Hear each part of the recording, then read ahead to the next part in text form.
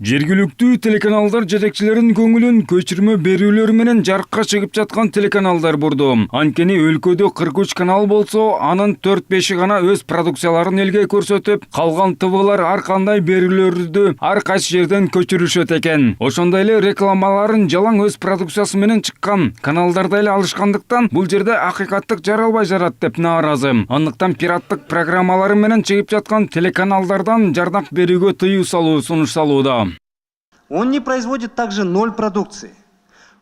Алар керек болсо кичине да продукция өндүрүшпөйт. Нөл. Болгону пираттык жол менен иштешет. Аларды көрүүчүлөр көрө баштайт. Реклама берүүчүлөр ошол жакка бара баштайт. Ал эми миңдеген кишини иштетип, жалаң өз продукциябыз менен чыгып жаткан биздин рекламаларыбызды тартып алып жатат. Бул жерде акыйкаттык болбой калууда.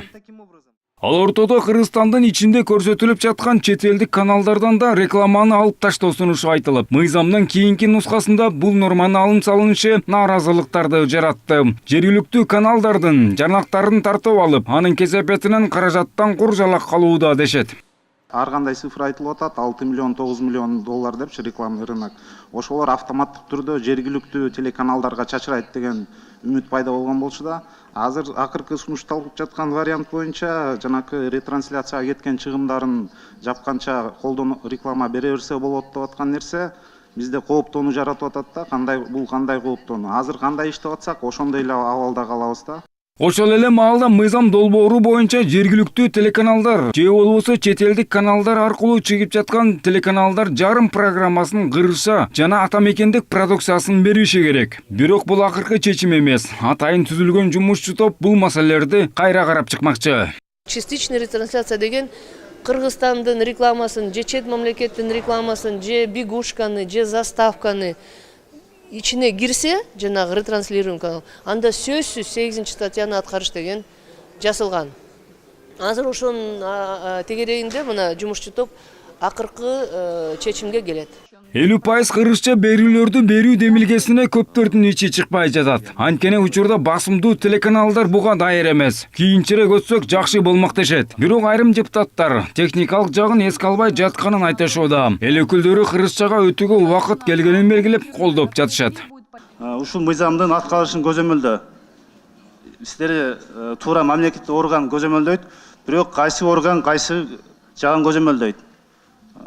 Укуктуу жагын, сапатын, техникалык жагын ушуну так бөлүп койсок, азыркы жана угуучубуз айтып кетти, 18 статьяга көзөмөлдөгөн адамдар көп деп. Ушуну так бөлүп койсок, ким эмнеге көзөмөлдөйт? Бул да жакшы болор эле. Бул мыйзам долбоору жеке менчик телеканалдар үчүн сокку берет. Техникалык базалары жетишсиз болгондуктан өз продукцияларын чыгарууга да, кыргызчалаштырууга да дарманы жетпейт. Ал үчүн мамлекет тарабынан да колдоо керектигин телеканал жетекчилери белгилешти. Муну менен коммерциялык каналдардын жабылышына алып келип, мамлекеттиктер гана калышы ыктымал дешет. Коммерциялык негизде иштеп аткан каналдарды көтөрүүнүн жаңы технологиялык багыт иштелиш керек могу мыйзамда. Антменче биз ата мекендик өндүрүштү да жоготобуз, ата мекендик жаңы бутуна туралы деген телекомпаниялардын бардыгын жабабыз.